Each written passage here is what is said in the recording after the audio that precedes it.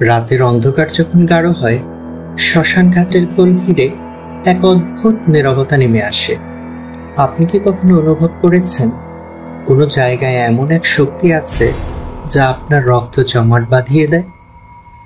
আজ আমি আপনাদের নিয়ে যাব সেই শ্মশান ঘাটে, যেখানে আগুন জ্বলছে নিজে থেকেই, কিন্তু কোনো মানুষ নেই সেখানে। সেই ভয়ঙ্কর আত্মার কাঁপানো তাণ্ডব, যা শতাব্দীর পর শতাব্দী ধরে মানুষকে পলাতক করে রেখেছে। এই গল্প শোনার পর হয়তো আপনার রাতের ঘুম আর আগের মতো থাকবে না।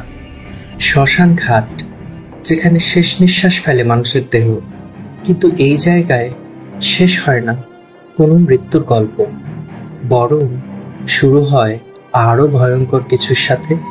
গ্রামের এক বৃদ্ধ বলেছিলেন, যারা এখানে ঠিকঠাক দাহ না হয় তাদের আত্মা ঘুরে ফিরে বেড়ায়, আর তাদের রাগ এতটাই তীব্র যে তারা জীবন্তদের তাড়া করে বেড়ায়।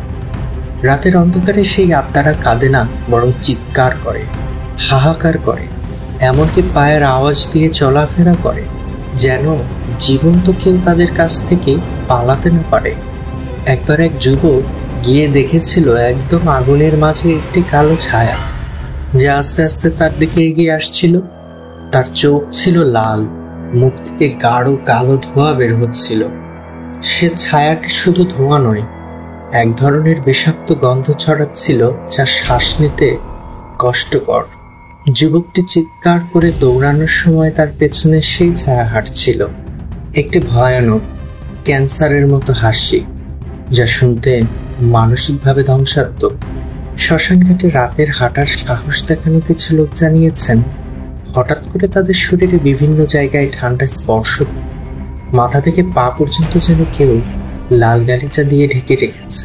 কেউ আবার বলেছে তাদের হাতের নখের দাগ পড়েছিল, কিন্তু চারপাশে কেউ ছিল না।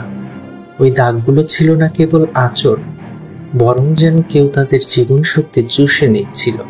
একজন মহিলা বলেছিল সে ঘুম থেকে উঠেছিল কারণ তার গলার কাছে কেউ ফিসফিস করছিল, আমার জায়গা ছেড়ে দাও, না হলে তোমার ভাগ্য হবে আমাদের মতো।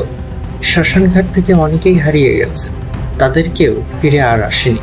কেউ ফিরলেও দেহ এবং মন নিয়ে ফিরতে পারেনি। এক ছেলে ফেরে যখন তার চোখ ফেটে গেছে, মুখে বিষাদের ছাপ আর হাত পায়ে ছাপ ছিল আঁচড়ের, আর হাত পায়ে আঁচড়ের ছাপ পড়েছিল। সে রাতে সে জানিয়েছিল, আমি আগুনের ভেতরে প্রবেশ করেছিলাম, সেখানে মানুষ নয়, একমাত্র মৃত্যু আর নীরবতা।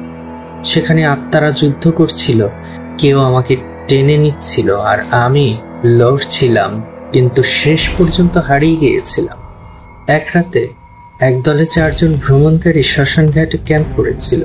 রাত গভীর হতে না হতেই হঠাৎ আগুন জ্বলতে শুরু করলো চারদিকে। আগুনের মাঝ থেকে বেরিয়ে এলো ছায়া মূর্তি, যাদের মুখে কোনো নাক মুখ ছিল না, শুধু ফোক ফোক শব্দ হচ্ছিল। তারা কাঁধের লাঠি নিয়ে চিৎকার করে গ্রুপটিকে তাড়া করতে শুরু করলো। 4 জনের মধ্যে একজন রেকর্ডিং করছিল। ভিডিওতে শোনা যায় কেঁপে ওঠার মতো আওয়াজ, আর কেউ কেউ গলা ফাটিয়ে চিৎকার করছে। পরদিন শুধু একজনকে পাওয়া গেল। সে কাঁদছিল আর বলছিল, আমরা বাঁচিনি, তারা আমাদেরকে খুঁজে পেয়েছে। এই শ্মশানঘাটের আত্মারা কখনো শান্ত হয় না, তারা অপেক্ষা করে নতুন কোনো আগন্তুকদের জন্য।